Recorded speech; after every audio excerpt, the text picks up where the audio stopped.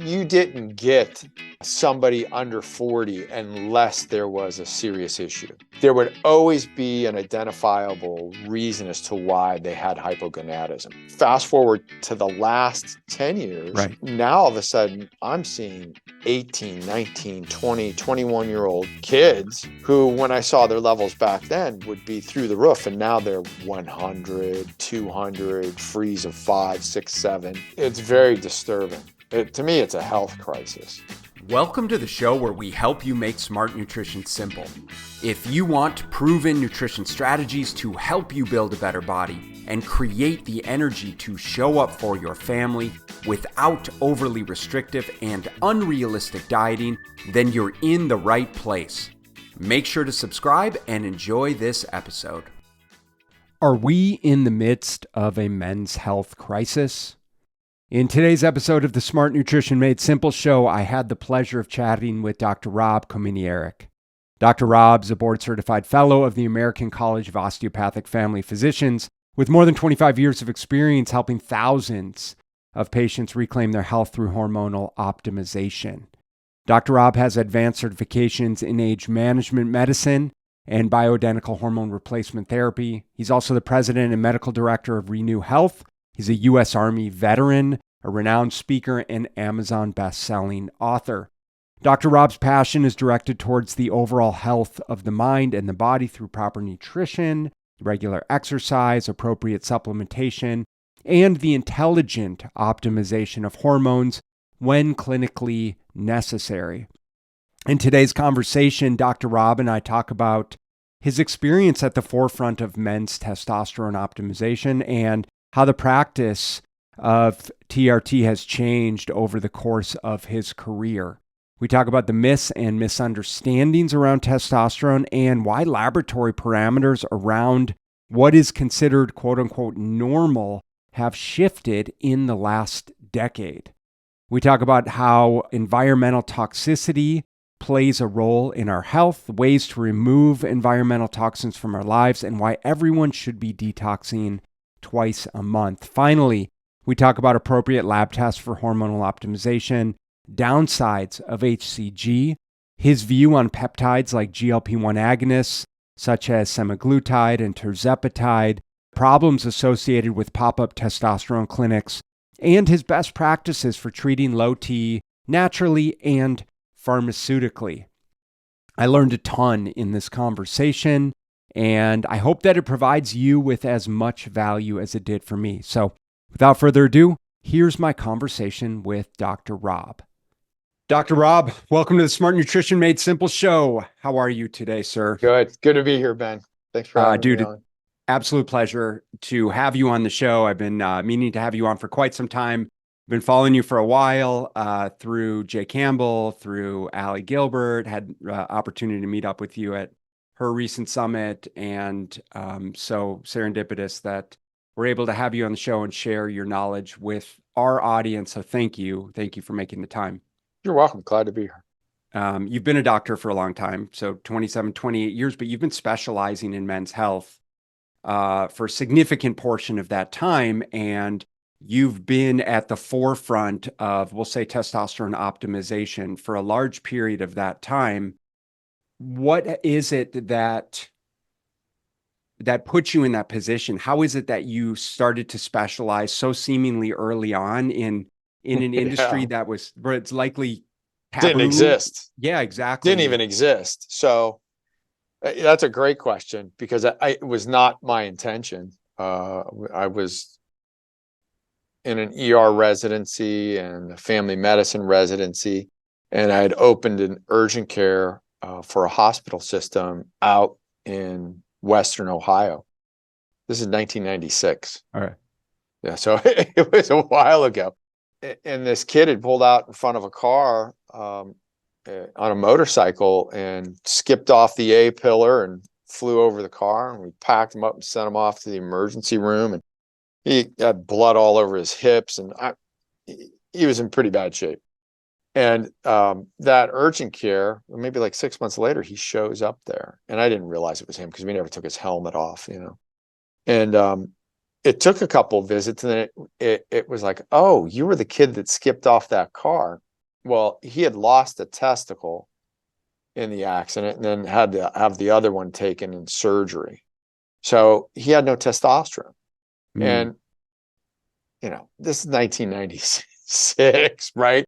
Guys in the gym, my first exposure to testosterone was in high school, and guys were buying it at Tractor Farm Supply, Right. for the, that's where they were getting it. Like, what are you doing? So anyways, I was like, oh, you need testosterone, grab Harrison's textbook of internal medicine, Cypionate 200 milligrams IM every 2 weeks. Okay. Called the endocrinologist just to double check. And he's like, yeah, click. So that's what I did. And what happened is he felt better. And I went, that's cool. But then he would feel bad again. And I'm like, this seems like a terrible way to live. Feel good, feel bad, feel good, feel bad. And I worked out in this gym and I knew some of the bodybuilders there. And I said to the one guy, I said, I know you take a lot of testosterone. Like, how do you take this stuff and not feel bad? Like, I've got this young patient. He feels good part of the time, then he feels bad. And I said, I'm just curious how you take it. And he had his, whey protein, and he unscrewed the cap on the container. He put his hand and he pulls out this sheet of paper and shakes it out because it's covered in whey protein powder. And he showed it to me. And what I saw in there was, testosterone cypionate, 200 milligrams IM, Monday, Wednesday, Friday. And I went, holy crap, that's a lot. So I went back to the office like the next day, got a physician's desk reference. It was the big PDR, this huge reference of medications. Went through the PDR, started reading about cypionate, propionate, enanthate, pharmacodynamics, kinetics, all this stuff. And I'm like, okay. So 3 days a week, but I'm not giving him 200. That just seems way out there. If Harrison's textbook of internal medicine says a shot. Right. So I just ratcheted it way down and started giving it to him Monday, Wednesday, Friday. And all of a sudden, this young man was like, I feel good. I feel good all the time. And I was like, oh, okay. And that's what piqued my interest. And, back in the mid 90s, early 2000s, everyone that I saw was 40 and older, cancer patient, radiation, chemotherapy, trauma, some kind of severe chronic disease. Nobody under 40 years old. And to be clear, you're seeing them specifically for hormone health. It would be other things, but not the fascination that I had. I would Got it. check testosterone levels, but you didn't get somebody under 40 unless there was a serious issue. So like I said before, they would some kind of cancer, chemotherapy, radiation, some kind of poisoning. So lead poisoning or iron toxicity. There would always be an identifiable reason as to why they had hypogonadism. Not, fast forward to the last 10 years, right. where now all of a sudden I'm seeing 18, 19, 20, 21-year-old kids who, when I saw their levels back then, would be through the roof. And now they're 100, 200, freeze of 5, 6, 7. And there's been such a change in the patient population. It's very disturbing. To me, it's a health crisis. Yeah, absolutely. So you stumbled upon it at a time when it wasn't really needed outside of extenuating circumstances. And here we are now, some 25 years later plus. Very different. Yeah. And we're exactly like you said, we're in a health crisis on multiple levels. How have you seen the use of testosterone replacement therapy, the practices of testosterone optimization progress over time, in that it seems like it's progressed a heck of a lot slower than perhaps it should have given the health crisis that we're facing? Not in the last 10 years. It's really accelerated. And the last 10 years have been very nice because everything that I would read back then, and you gotta remember, this is really pre-internet. Right. So you had Harrison's textbook of internal medicine, urology textbooks, andrology textbooks. You went to the medical library and did your research. You didn't get on the computer and Google stuff that didn't exist. And you would go and you'd find your studies, or I'd go to the librarian and say, hey, I'm looking for these things. Can you find me these studies? And a week or two later, she would have a stack of stuff for you to read. So it was pretty slow going. And back then, when I would mention to mentors of mine and to trainers, I would say, hey, what do you think about this? Or I'm doing that. And I can remember one guy looking at me and just giving me the eyeball and going, you're going to kill people. And I was like, wait, what? Like, where's he come up with that? Like, where's this misconception that testosterone kills people? You remember, this is the mid 90s, right? Mm-hmm. So, I'm going through data. I'm like, where am I going to find this? Because this kid feels good. And then I got other people that I'm treating, some chemotherapy patients, cancer patients, things like that. And they feel good. So where's that come from? So then you get into the 2000s, early 2000s, women's health initiative scares the living bejesus out of everybody, trying to, disseminate through that research and that data over time. Are you talking about the suggested link Hormones between cause cancer and heart attacks right? and strokes, right? And disseminating through that data over the next several years, and the media blew that up like crazy, like, hormones causes heart attacks and strokes. Then you get in the later 2000s and starts to get a little bit better. And then you have an onslaught of studies saying, really bad studies saying that testosterone causes heart attacks and strokes, which turns out not to be true. To the point where you arrive where we're at now in the last 5 to 6 years, it's been vindication through all the randomized controlled double-blind studies and all the data out there and 50 years of testosterone use that, hey, it's the exact opposite is true. It's actually, cardioprotective in many cases, that it's beneficial. It does not cause prostate cancer. So all those myths and misunderstandings over the years, it's nice to be in this arena now, having, navigated the environment over the last 20 years, to where we've arrived at today. Now the problem is it's all hands on deck, because there's a men's health crisis and a women's health crisis for that matter too. And just the laboratory, for example, is really distressing. 10 years ago, the laboratory parameters for testosterone were very different. To now, it's, well, we've adjusted the parameters based on, X number of men that had a BMI less than 30, but it was greater than 25. And so now we've got a subset of unhealthy men that you've taken the averages of their levels and you're using that as the parameters to judge healthy people. Yeah. So normal's based on Homer Simpson, basically. Yeah, exactly. And it's crazy. So, before, where the levels would be, 400 to, because they were all across the board, they've been as low as 150 and as high as 1600. So like, where in that range is that supposed to be? So then, you get an individual who has all the symptoms, but say has a total of 500 and a free of 7. And that's quote unquote normal by maybe 12 different labs, but in 5 other labs, it isn't. So, Yeah. Where's the standardization?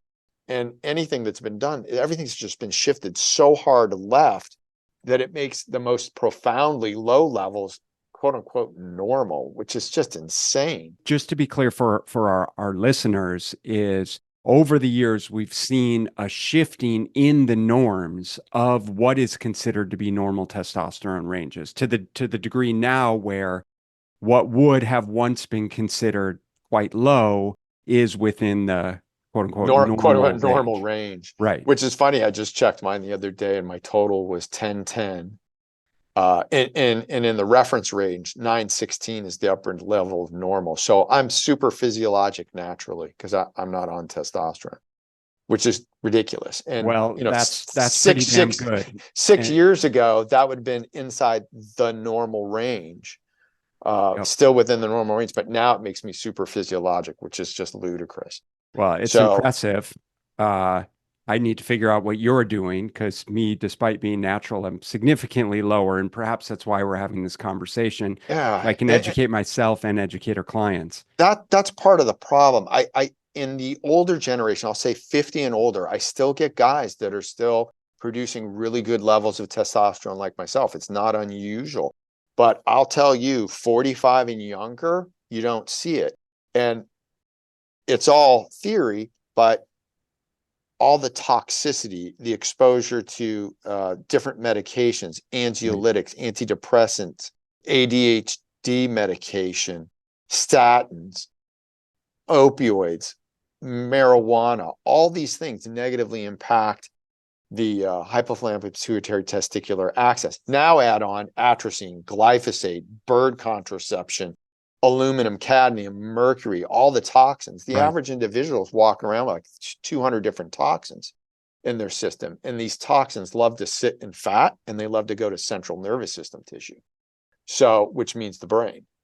And so then if you get somebody, for example, that has a genetic polymorphism, let's say they're missing the ATP binding cassette and they don't detox well, or they have methylation issues, which is important for detoxification. They don't process stage 1 hydroxylation, stage 2 methylation well. And so they get an accumulation of toxins. And where do those things go? They love to go to central nervous system tissue and fat. And so now you've got this just bioaccumulation of all these endocrine disrupting chemicals. So I don't think it's one thing in particular. I think it's a combination of things, but it's just gotten so bad. And the number of individuals that I see with toxicities at this point, it's a Yeah. health crisis. Yeah. I mean, I'm sure you've heard of it, when they've done the research studies of like the number of toxins in like the umbilical cord, right? And I think probably there's something to the exposure from, just the amount of exposure that my mother was exposed to versus your mother, and sort of just being at a natural disadvantage. And for every generation that as we move forward, it's going to continue to decline. And we see that with sperm production, with testosterone production, hence the lowering of the norms. We have all these sick people, and because we're seeing lower levels, let's take normal and shift it down to Yeah. the left. Well, we're doing this in every single capacity of life. It's like we don't want it people absolutely makes no sense. And then you have the organizations, right? Endocrinology, urology, cardiology, then want to base their recommendations for treatment off sick people and sick people's values. Just, it makes no sense. Absolutely just ludicrous. Well, pretty soon you're not going to be able to tell people that they have low testosterone because you will hurt their feelings in the process. I haven't run into that yet. Now, okay. Hopefully that doesn't happen. So with that said, the fact that we are at a disadvantage, men's testosterone levels are significantly lower than they once were. We're being bombarded by environmental toxicity and estrogen, producing chemicals and what have you. How hard is it in your experience? Because I want to start to get into ways that we can treat this, ways that we can treat it naturally, ways that we can treat it pharmaceutically.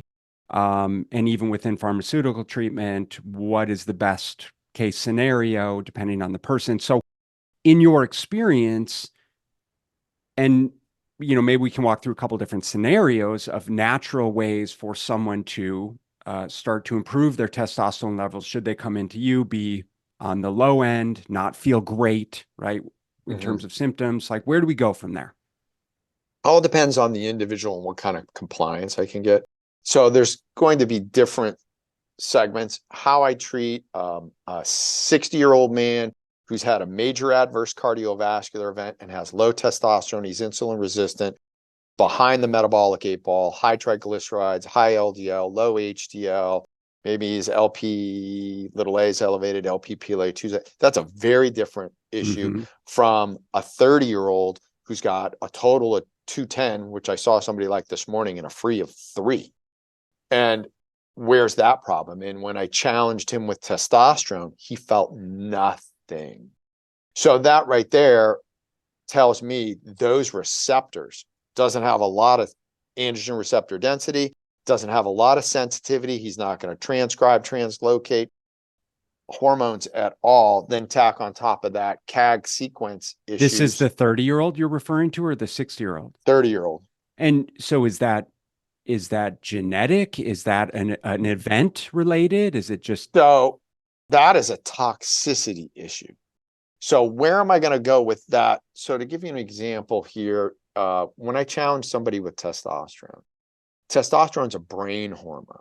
Where are you going to feel it? You're going to feel it up here. The major complaint that men have is decreased mental acuity. They just don't feel as sharp. Maybe they have some dyscalculia. They're just not sharp. They can't do Yeah. math well. Yeah. For whatever it is, they just feel foggy and not alert. And then when you give them testosterone, what'll happen in very quickly, in 15, 20 Are minutes. you orally? Yeah, orally. Okay. So it'll hit them in their brain. Their eyes light up. Their cheeks get rosy because of the vasodilatation they get. They start looking around the room and they're like, the lights just got brighter. Yeah, Right. it's because your brain just turned on, right? So there's a large amount of testosterone receptors in the frontal lobe. So you're going to get a pretty strong response. Now, if they have a lot of toxicity, they're not going to respond at all. Because especially with mercury, you get no response. They'll just sit here and look at it like, I don't feel anything. Got it. Right. So it's a strong indication that I'm dealing with the toxicity issue. And that's a detox related. Right. So I might take a different pathway with that individual versus a 60-year-old with major adverse cardiovascular events, because the data is going to be very different in how I'm going to approach that. Now, So in somebody younger, if I can recover that hypothalamic, pituitary, testicular, thyroid, adrenal axis, the body has an amazing capacity to heal itself given the right environment. But the environment is getting so bad. I don't care where you get your water, it's going to be nasty. In all the municipalities across the United States, there are no regulations for dealing with PFAS right now. They're not. And they wouldn't. And if the EPA dropped something about how to deal with it, they wouldn't know what to do just yet. And you're not dealing with parts per million, you're doing parts per trillion. And I'm not promoting anybody, but I just had added an additional water filter to my filtration system in my home, because now Culligan has a PFAS filter. So they have a fourth filter now that you can add to your reverse osmosis, charcoal, permeability filters to help filter that down. So getting control of your environment. You can't control the world, but you can try and control your environment. So where your water's coming from, where are you getting your food? Are you getting free range, organic, grass fed, or are you getting, industrial farmed fish that's farm raised versus line caught? And you can see the difference. You can smell the difference when you look at the meat and the fish. So doing everything you can to eliminate the toxins in your immediate world, in your home, what you use, what you consume, drink and feed on. So doing everything that you can eliminate it, as much toxicity as possible, and then doing a detox twice a month where you're trying to keep your system as clean as possible. And then I'll see a lot of hormone levels, really thyroid, testosterone, start to correct themselves. There's a lot of variability there. There's some people you're not going to be able to for multiple reasons. And then there's some that they'll do really well. And then there's others who're just not going to be able to recover them. I really appreciate the approach. I mean, we talk about nutrition and fitness and food quality and hydration all of the time. And so our audience knows full well the value in it, but especially as it applies to hormone optimization, and especially in a situation where it's like, listen, we're in this health crisis. There's clinics on every corner where I think like you said, it's much more accepted now. There's a lot of guys in my community. I live in Scottsdale. Like, you want to look good, drive nice cars, have low body fat. There's a lot of guys that are leveraging testosterone that maybe some should, maybe some shouldn't, doesn't matter. Point is that the reason why they're using it, or perhaps using it as a panacea and maybe as a Band-Aid. Whereas, listen, if you truly care about optimizing it, we have to be taking a look at some of those foundational principles first. The foundational principles are always important, right? So sleep, exercise, restorative practices, prayer, meditation, Tai Chi, yoga, whatever is going to bring down stress, doing your diagnostics on a regular basis. So in-depth laboratory, hormones, supplementation, those come into play. But sleep and nutrition, top of the list, without a doubt, because all chronic disease insulin resistance, inflammation, decreased autophagy, mitochondrial dysfunction. Then you get into detoxification, so hydroxylation, methylation, transsulfuration, cell membrane stability and resistance. This is what all leads to chronic disease. And so how can you affect those areas? Well, your sleep, your exercise, restorative practices, nutrition, hormones, supplementation. Right. So with nutraceuticals and being strategic with those things, not just shotgunning, because you can open up any life extension magazine and start reading through and go, oh my God, I need that. I need that. Everything. I need Right. that. So, how do you be strategic for what your body needs that's going to ultimately make the biggest difference in your overall health and wellness so that you get up and that you feel energized every day, which is really just feeling, how you normally should feel. But when your body's just, I'm 58, bogged down with 58 years of infections, viral, bacterial illnesses, bioweapons, the toxins, age in general, mitochondrial dysfunction that comes with aging. How do you offset all that? And you've got to improve the system by every facet possible. And depending on what your personal approach is to things, I'm very much want my body and believe your body is capable of healing itself given the right environment. So give it the right environment and it can do wonderful things. When you have to finally intervene, absolutely intervene. That can happen at any age. It's not like, when you get to 40, you suddenly have to intervene, or 50 or 60. That can happen in your 20s. That can happen in your 50s. I'm one of the fortunate ones that right now, everything's working. But if it comes to a point in time where it's not, well, then I'm going to utilize it for sure. Hey guys, I want to interrupt this conversation briefly with an exciting announcement. If you're a father and struggling to lose the pounds that have crept on over the years, I understand your challenge. You're juggling a successful career, a loving family, and now you're looking to regain that energy and physique that seems to have slipped away. And that's exactly why I created Prime Fit Operating System. Prime Fit OS is a unique hybrid coaching program designed specifically for men like you.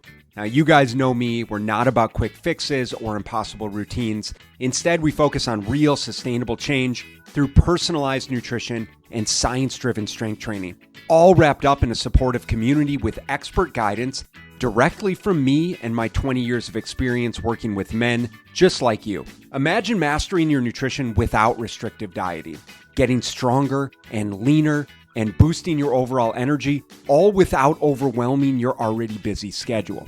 With Prime Fit OS, you're getting more than just a cookie-cutter nutrition and fitness plan. You're embarking on a transformative journey that fits into your life, not the other way around.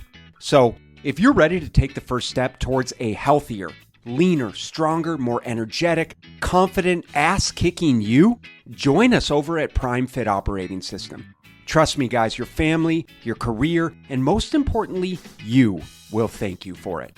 So if you guys are interested in getting started and want to find out more about the program, let's chat. Just head over to primefitos.com/call and grab a time on my calendar. Remember, it's your time to be at your prime. So if we're in a situation where we know we need to address nutrition and lifestyle factors, or maybe we've already, we're in the process of addressing those, but we decide that we want to expedite the process. What does that look like from a intervention standpoint in terms of, are we looking at SERMs? Are we looking at creams? Are we looking at synthetic? How do what's the hierarchy there?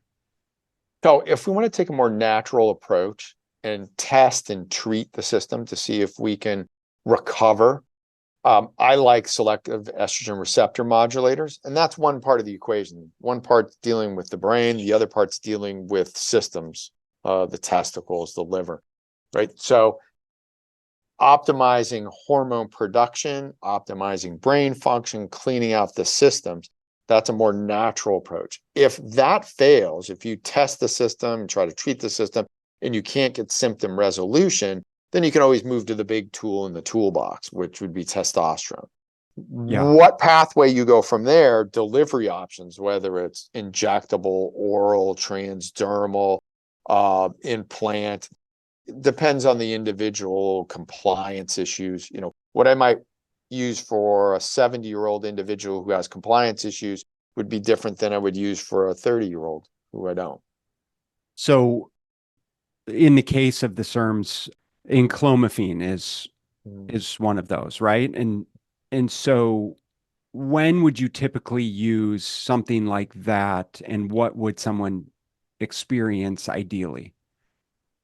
So you can use it just about at any age, but I definitely like using it in younger men. And I institute it to see if we can recover their normal hypothalamic pituitary axis so that they can feel better versus taking over control with testosterone, right? The And big you, tool in the toolbox that's got a little bit of permanency to it. Once those right, receptors right.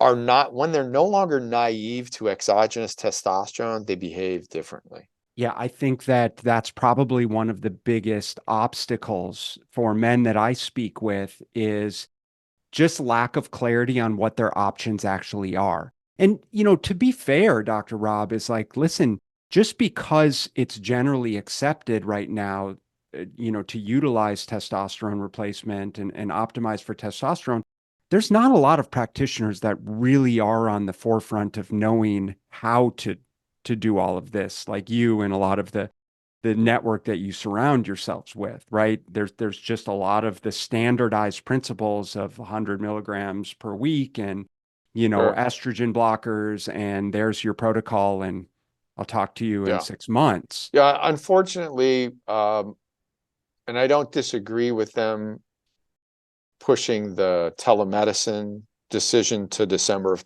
2024, the DEA. But as soon as that decision was made, within 6 weeks, the telemedicine, pop-up T clinics were, by the dozens popping up. And it's created even a bigger problem from my perspective, because now all of a sudden you have a lot of lay people getting into, testosterone clinics that are really, fly by the seat of their pants. We're going to sell you testosterone. We're going to put you on this. And there's no real management going on. And, they won't be there very long because they end up coming to, an office like mine because there's all kinds of problems, right? Well, and so that's where it's like I want men to understand that they have options, because like I was saying, is one of the biggest obstacles is understanding it's like, hey, you know, I'm 44, right? So in me considering utilizing testosterone replacement, my first thought is, well, I don't want to have to inject myself multiple times per week for the rest of my life. And I think most men think that way, when in reality, well, there's a number of things that we can do prior to that to see if we can jumpstart, brain activation. Even if we do decide to go down that road, I'm hearing is from you is, well, perhaps there's a transdermal option that might be a much better option than utilizing injections. Is that Mhm. fair? It is. So I don't ever tell anybody what to do. I always lay out their options based on what I see in their data. And based on what I see, I'm like, listen, in my clinical experience of doing this now, 28 years, this is what I see. This is what I recommend. And you tell me which way you'd like to proceed, because it's not really up to me to decide for them. They need to decide for themselves. They just need to know what the options are. And they're really, when you get down to it, there's not a whole lot of options out there, because there's going to be pros and cons to which route you choose. So I always like to try, for me personally, and I encourage a more natural route first, because once we go down the path of exogenous testosterone, whatever the delivery system, you're not going back. And so your more natural route would be something like enclomiphene, and then would you combine that with the HCG? No, I usually use one or the other. I'm not a fan of HCG. I know there's others that are out there that are. I know there's ones that are not fans of enclomiphene, and they have their reasons. But HCG, it's gotten expensive, so cost becomes a factor. It is quite estrogenic. You can get pretty profound anxiety with it. So it can be problematic. And then usually over a couple of years, it just doesn't work as effective. When you get down to it, the big tool in the toolbox, we know what it's going to do. It's got a very well-known side effect profile that is relatively easy to manage.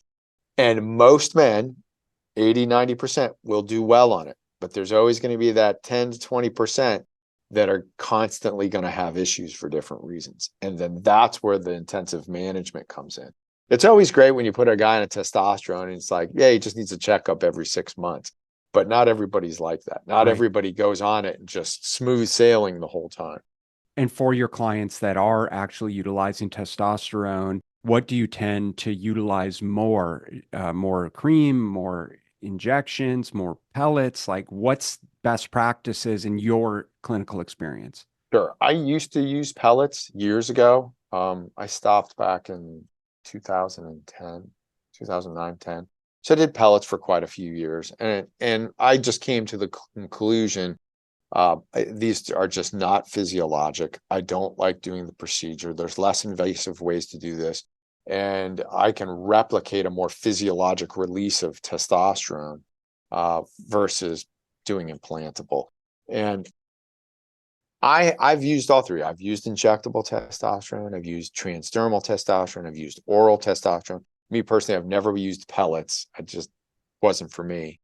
And they're all great delivery methodologies. I'm not a fan of some of the commercial product that's out there. It's just too far underdosed compared to the When you say compounded. commercial product, what is that? So the commercial product that you get, like Androgel, for example, Okay, or got it.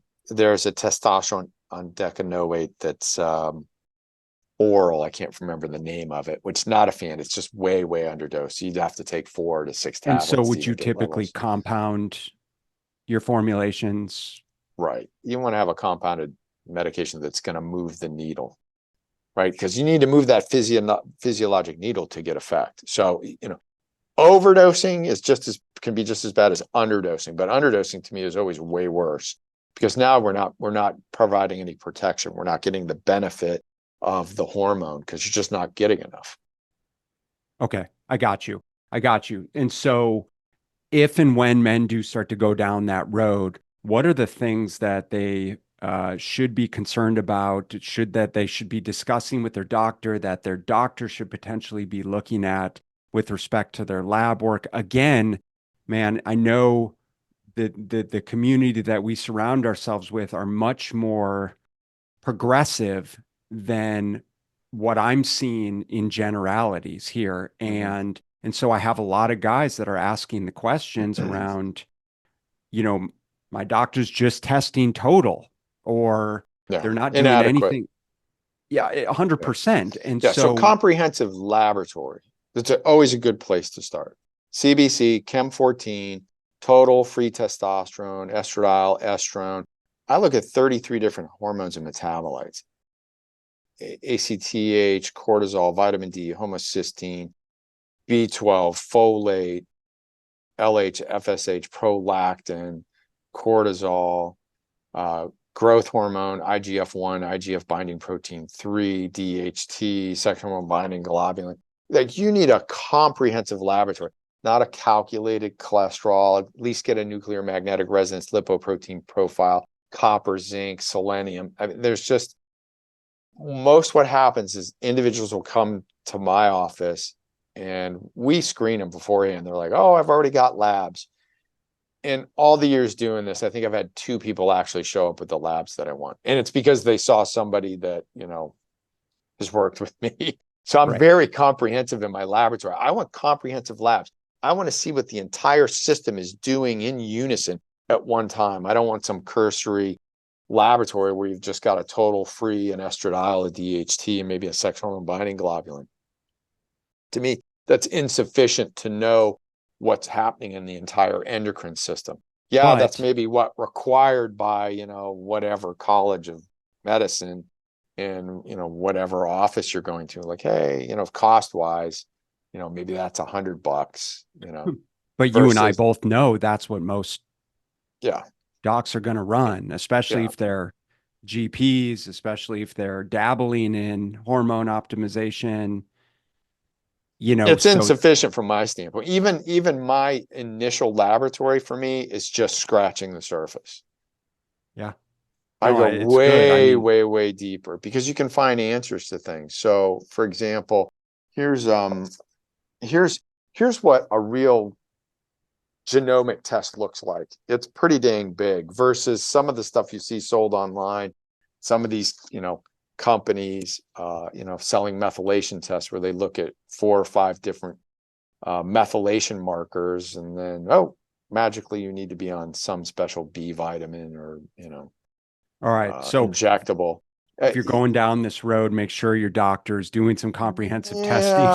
Yeah, because that kind of testing will give you answers. So, for example, I get in there, I can see now what your body is or is not doing and may or may not require, and I can get very specific. For example, in this one individual, they have a defect in the melanocortin receptors, and so the issue is they never felt full ever.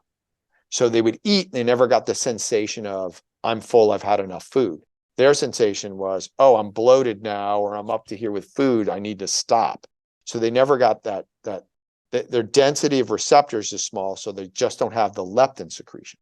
Well, we actually have a peptide that engages those receptors. And as soon as we gave him that peptide, that was the first time in his life he goes, I was eating and actually felt full. Like I had the sensation of I've had enough food. Yeah. So Yeah. those kind of tests are amazing because you can really, and they keep giving more and more information. When we first started, using those, a decade ago or so, when they were super expensive, trying to find the utility of them and the specificity of them was difficult. Now it's getting to a point, I can glean through that information and come up with a pretty solid and strategic supplementation plan to optimize your body. And then, as you glean through that information yourself, the patients will have a lot of aha moments where they're like, oh my God, this is why I've had this problem.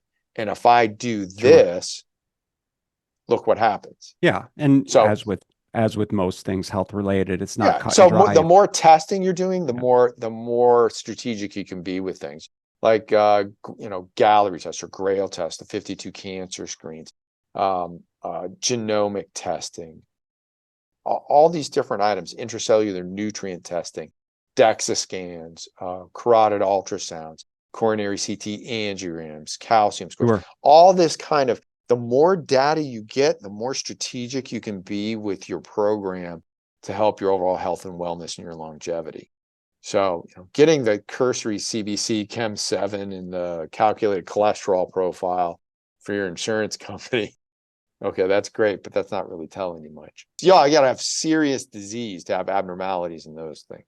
Sure. Sure. So for some people who might utilize that to give them their diagnosis to maybe in this particular case start utilizing testosterone, I imagine a good percentage will start to feel better. For a percentage of them, it won't be the answer to Yeah, why it may not be, and it yeah, can be a little bit tricky, right? 100%. Because sometimes that's not really what the problem is. Right. There's so much focus put on one hormone, and that may not be the Well, issue, I think you said around the toxicity issues, if you're not Yeah. looking at that, right? If they're Well, not, the you receptors have are, growth hormone, you have testosterone, you have DHEA, you have pregnenolone, you have cortisol. Then you have all the elements of chronic disease, mitochondrial dysfunction, insulin resistance, inflammation, all these other issues that can be at play. And then what's the individual doing? Are they smoking a lot of marijuana? Are they drinking a lot? Are they getting bad sleep?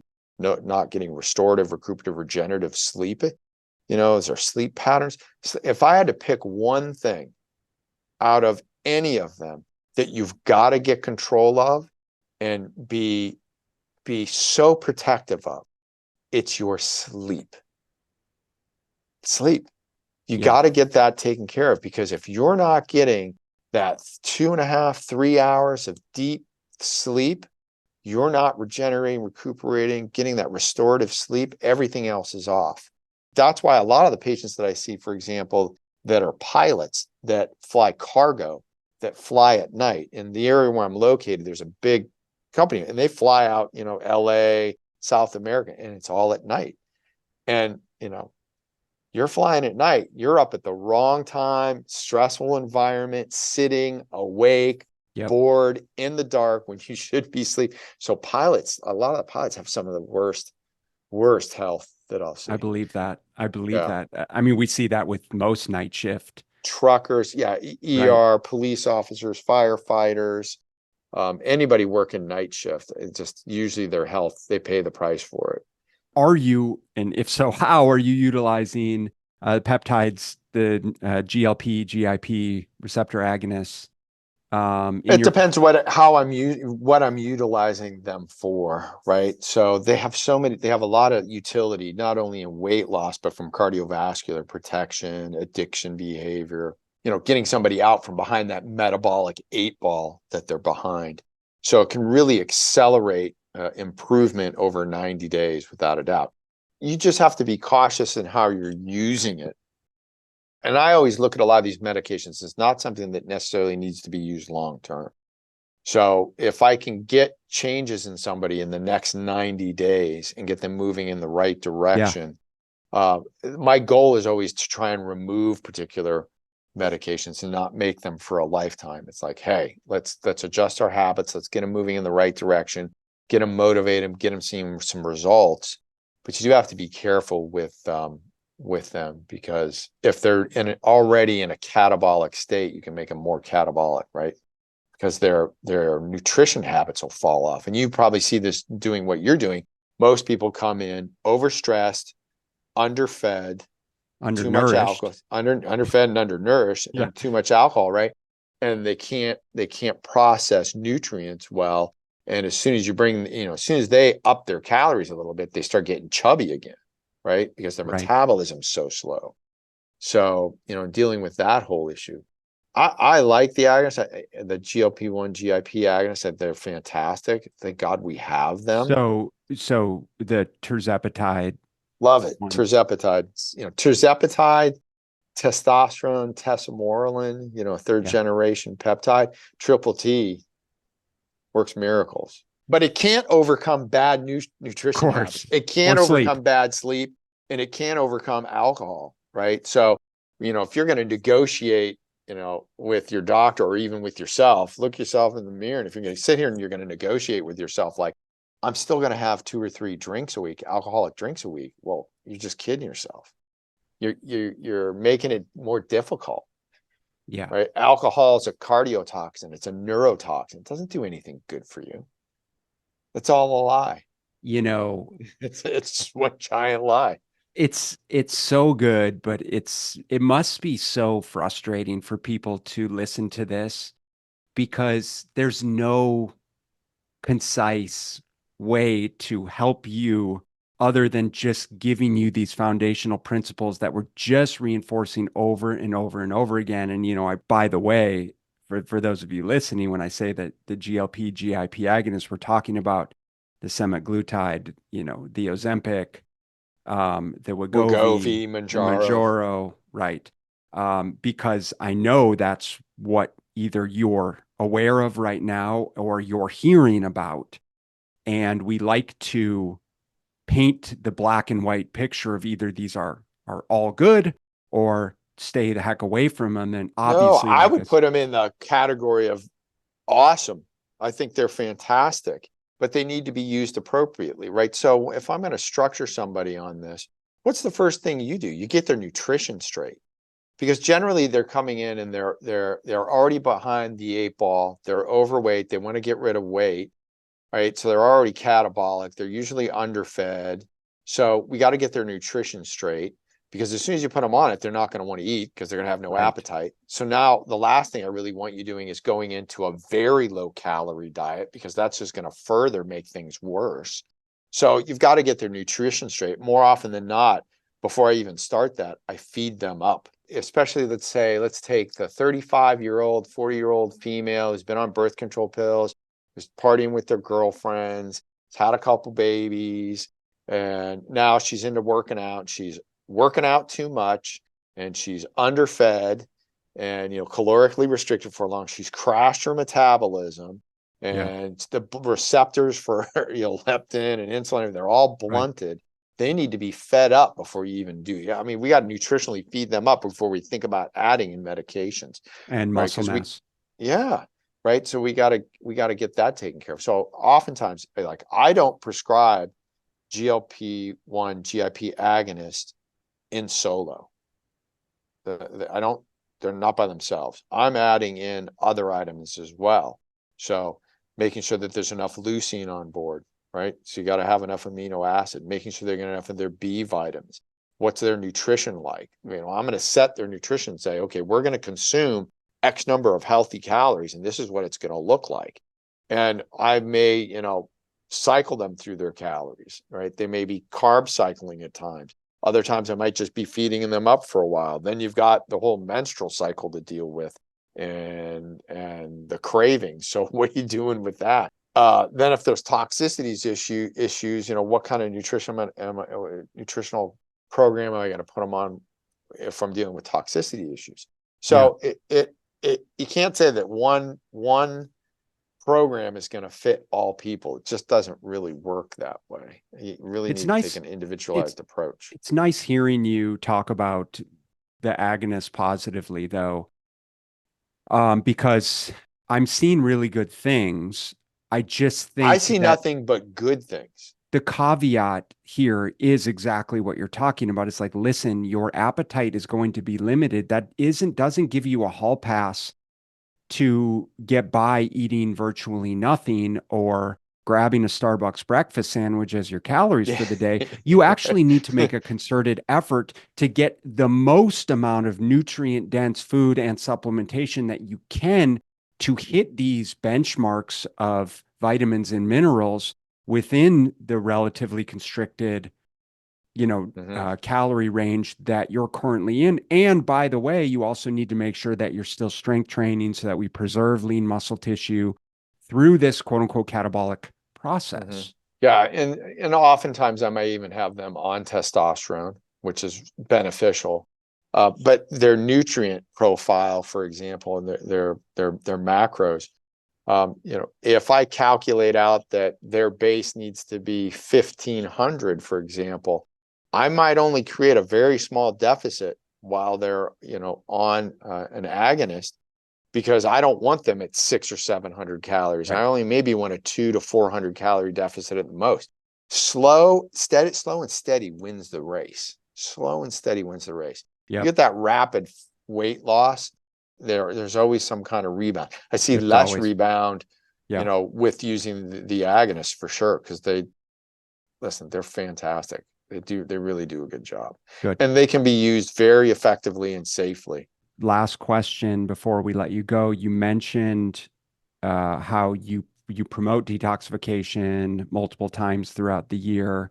What is the way that you look at detox? What does that look like? What does the practice look like from a Sure. short-term detox standpoint? Depends on the individual and what I think I'm dealing with. So when it comes to removing toxins, we first want to prep the liver, because the liver's got to be able to handle it, right? So I take a look at, like, what do their methylation pathways look like? Because we want to optimize hydroxylation, methylation, those detox pathways. And then in order to move toxins out of the body, you need to create a little bit of a concentration gradient. So where do toxins like to go? They like to hide out in fat cells. So how do we get fat off the body? Putting somebody into ketosis, into nutritional ketosis, is a great way to start liberating fat, right? And we start liberating fat, we're liberating toxins. But now we're putting toxins in the system. We want to make sure that we trap them. And so we want to make sure that we have the right nutraceuticals on board. And we also want to make sure we're using activated charcoal to bind the toxins in the gut so they're evacuated out, because it's very easy to re-inoculate yourself, re-intoxicate yourself, because the body, a lot of toxins ends up in the biliary system, right? So the bile secreted, you're digesting food, then that bile is very expensive to be made. So the body has a whole pathway to pull bile back in to be restored. And if you're not trapping those toxins, they just end up back in the biliary system. So you can see a lot of individuals when they don't appropriately do their detox, they end up with like gallbladder sludge, stones, right? So, and then once a gradient's created, then we can start trying to move toxins from central nervous system tissue. So I like a product called Cyto Detox. It's been around for a while. There's Cyto Detox with the EDTA, and I'll walk them through that. So I might spend, 3 to 6 months, even longer, depending if the toxicities are severe enough to help move them out. But then once that's accomplished, I like, for example, 2 days out of every month, I run a detox because you're constantly being exposed. Yeah. Right. It's not like you're not going to drink water ever again, or you're not going to eat food again, or you're not going to drive in your car and pull in smoke, whatever you're breathing in, you're getting as well, whatever you're absorbing through your skin. So, running a small detox on a monthly basis to keep ahead of the game, so to speak, because it's just, they're everywhere. And it's saying you're not going to be exposed to them and that your body can handle them. As you get older, and the amount of toxins accumulate in your body, you're going to have more issues. Some people can deal with toxins a little bit better than others, depending on their detoxification pathways and different, genetic SNPs, single nucleotide polymorphisms, can affect how well you detox as well. So my opinion is that every single human being walking the planet needs to be detoxing with some regularity.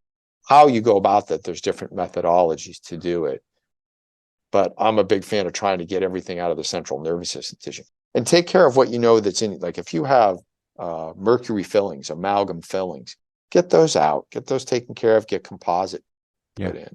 Anything you can do. Yeah, sweating, saunas, sauna, exercise, all those nutrition, good things. water, green vegetables. Yeah. Yeah. Awesome. Yeah, like dandelion greens, bok choy, fennel, garlic, all the ones that we know that do help to aid in detoxification. Amazing. Dr. Rob, dude, just such a pleasure having the opportunity to chat with you. Yeah, likewise. I learned so much in this conversation, and hopefully our audience did as well. Tell me, my friend, where can people find out more about you? Oh, I'm easy to get a hold of. You just contact the office. It's Renew Health, and the email is support@renewhealth.com, and it's spelled RENUE health.com. And you can find me on Instagram too. We'll have it in the show notes. I've got it. You've got it. Yeah, we've got it at Dr. Rob Kominiarek. Yep. Kominiarek. My man. Yeah, so we'll have those links. Are you taking new patients? Do you do? Yeah, we currently are. I'm just about a capacity. I do try to keep I'm not what do I want to say? It's never been my goal to see thousands and thousands of clients, because I like to I know all my clients. I like having a relationship with them. So I love it. We have a little bit of flux, some go, then the new ones come in, and my goal is really, if I can, is to heal you, get you on your way, and you know what to do. Then there's some clients that just need to stay with us. So are you in Florida? Yeah. So my main office is in Ohio, and then in North Carolina in Chapel Hill, and then Naples, January, February, and March. I love it. Thank you, sir. Appreciate it. Have a great rest of your week. Talk soon. Yeah, you too. Enjoy it. Thank you. Thank you so much for listening. And if you found this content valuable, here are 4 ways I can help you in your nutrition journey for free. 1. Grab a free copy of my Fat Loss Fix Guide at fatlossfixguide.com. 2. Join my free group at smartnutritionmadesimple.com. 3. Subscribe to my YouTube channel at smartnutritionmadesimpletv.com. 4. Leave a 5-star rating and positive review so that we can gain access to more nutrition experts ready to share their knowledge with you and ultimately help more people make smart nutrition simple.